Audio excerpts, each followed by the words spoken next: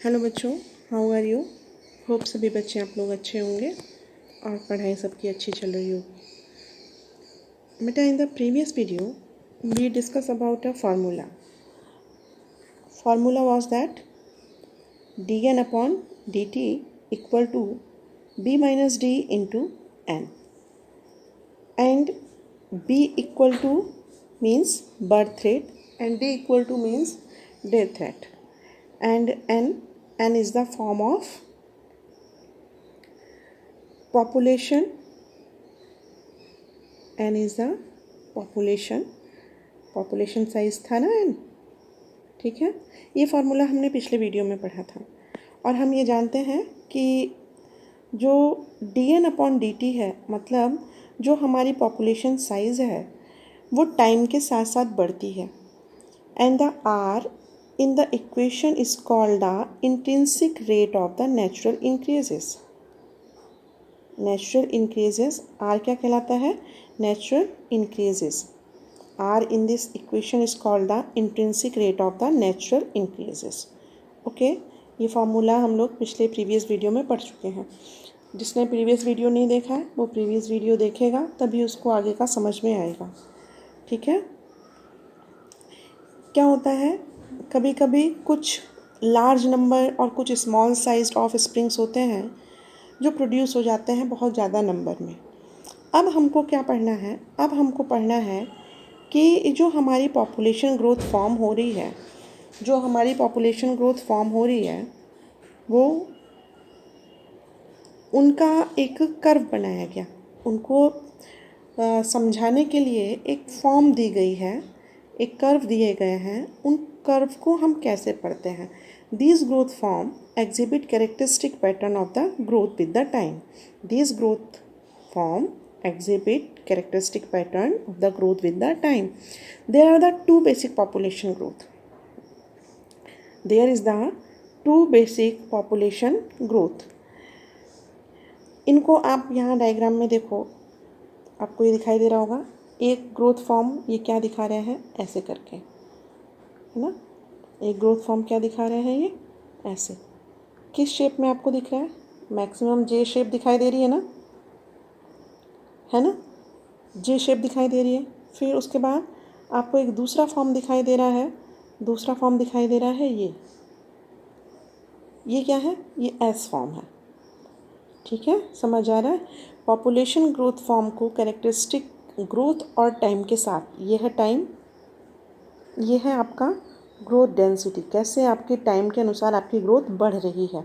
इसको आपको दिखाने के लिए दो तरह के कर्व एनसीईआरटी देती है, और आपको ये कर्व, ये पूरा का पूरा डायग्राम, पूरा ग्रोथ कर्व आपको पूरा बहुत अच्छे से याद होना चाहिए। ओके, अब हम बात करते हैं पहले इस जे शेप कर्व की। किसकी बात कर रहे हैं?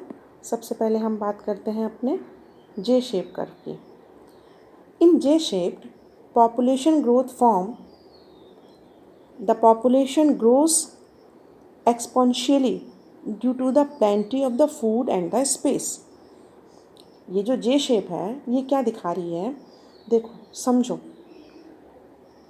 मान लो ये बहुत सारी स्पेस है, ठीक है। ये बहुत सारी स्पेस है, हो गया। ये क्या है? एक्सपेंशियल स्पेस है। फिर जब जगह बहुत ज़्यादा है तो ये भी हो सकता है कि यहाँ पर खाने की मात्रा भी बहुत ज़्यादा हो। जगह भी ज़्यादा है और खाने की मात्रा भी ज़्यादा है। एक उदाहरण लेते हैं, एक एग्जांपल लेते हैं। जैसे गांव में आप चलेंगे तो गांव में आप क्या देखते हैं? बहुत आगे बड़े बड़े दरवाजे होते हैं, है ना। बहुत दरवाजे बड़े बड़े होते हैं। वहाँ पर लोग क्या करते हैं? वहाँ पर लोग सब्जी वब्जी भी उगा लेते हैं अपनी।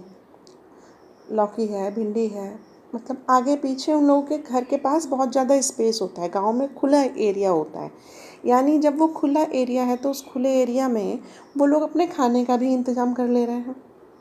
आ रहा है समझ में? वो लोग अपने खाने का भी इंतज़ाम कर ले रहे हैं, और जो ग्रोथ हो रही है वो भी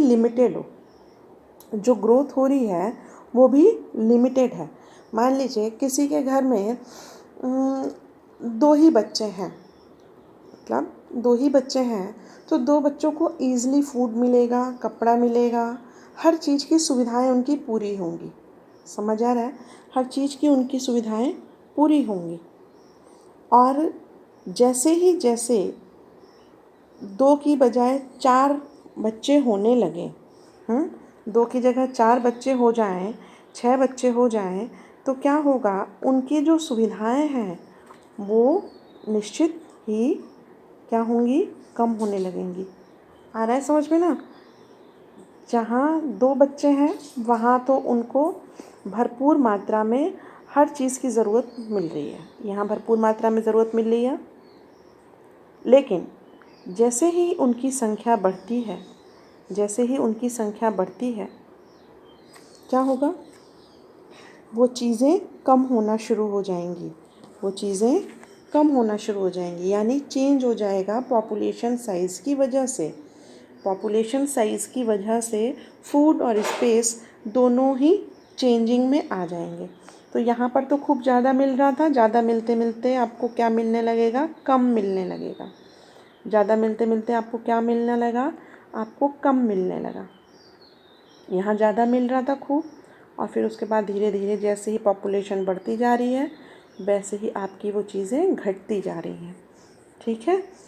तो क्या हुआ, in the J shaped population grows exponentially due to the plenty of the food and the space.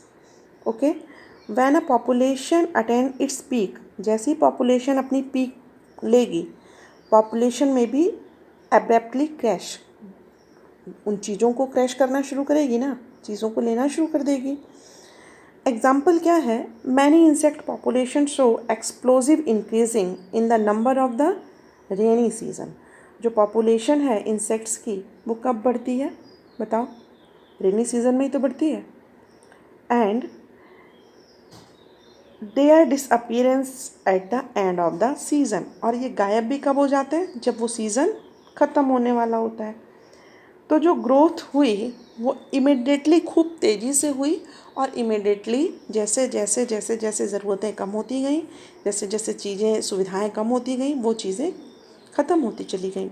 Rainy season आया तो रेनी सीज़न में क्या हुआ, ग्रोथ हुआ इंसेक्ट्स का, और जैसे रेनी सीज़न कम हुआ तो उनकी चीज़ें कम होने लग गई, ज़रूरतें कम होने लग गई, और उनको मिलना कम हो गया, तो वो भी ख़त्म हो जाएंगे, और मौसम के ख़त्म होने के साथ साथ वो भी ख़त्म। और इस जे शेप के इक्वेशन को ये किससे दिखा रहे हैं, dn/dt equal to r/n, where dn/dt is the rate of the change in the population size.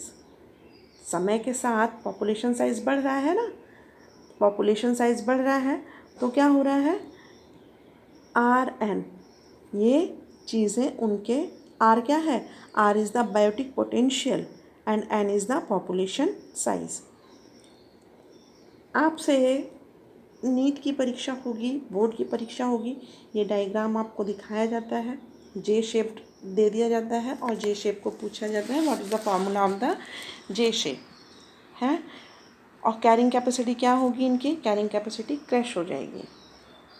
Carrying capacity कैसी हो जाएगी, क्रैश हो जाएगी। कैरिंग कैपेसिटी कैसी, ख़त्म। जो सुविधाएं मिल रही थी, जब चीज़ें बढ़ने लगती हैं तो सुविधाओं का क्या हो जाता है, अंत हो जाता है। आ रहा है समझ में ना, हो गया, ये आपका जे शेप फॉर्म हो गया।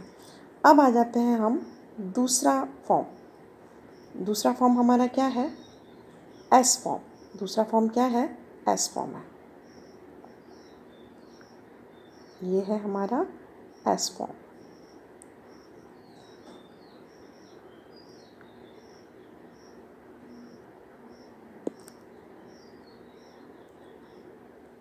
ठीक है, एस फॉर्म का दूसरा नाम क्या है, एस फॉर्म का दूसरा नाम है सिग्मॉइड। दूसरा नाम क्या है, सिग्मॉइड। ओके बेटा, आप अपनी बुक से भी देखिएगा, ठीक है। Sigmoid growth form shown an initial gradual increasing in the population size. यहाँ देखो, पहले पॉपुलेशन कैसी थी, थोड़ी कम थी, है ना, थोड़ी कम थी, फिर धीरे धीरे ग्रोथ करती गई और फिर आकर फिर कम हो गई, है ना। जैसे ही पॉपुलेशन की साइज़ इंक्रीज़ हुई, ठीक है, जैसे ही पॉपुलेशन की साइज़ इंक्रीज़ हुई तो ये जो इंक्रीजिंग है नीचे से,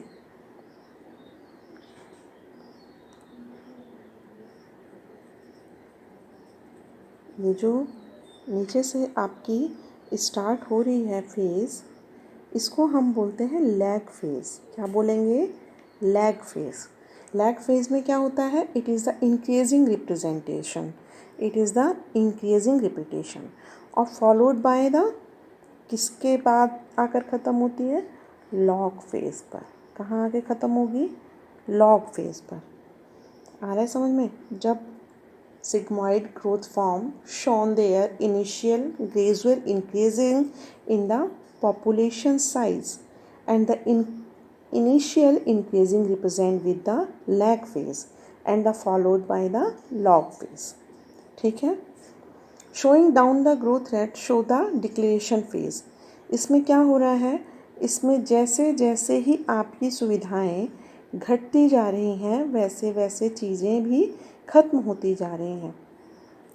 एस फेज़ में क्या होता है, एस फेज़ में होता है ये चीज़ कि आपको चीज़ें मिल रही थी, आप भरपूर उसका लाभ उठा रहे थे, लेकिन जैसे जैसे टाइमली डेंसिटी बढ़ती गई चीज़ें घटती चली जा रही हैं और साथ में घटने के साथ साथ जब चीज़ें पर्याप्त मात्रा में नहीं मिलेंगी तो निश्चित है कि वो जाति भी ख़त्म हो जाएगी, वो स्पीसीज़ भी ख़त्म हो जाएगी, ठीक है।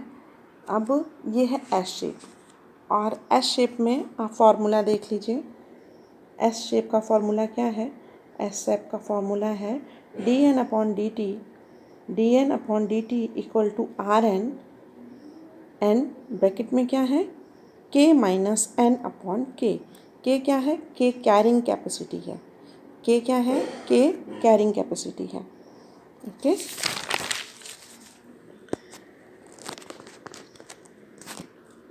Maximum number of individual of a population that can be sustained indefinitely in a given habitat represent its carrying capacity।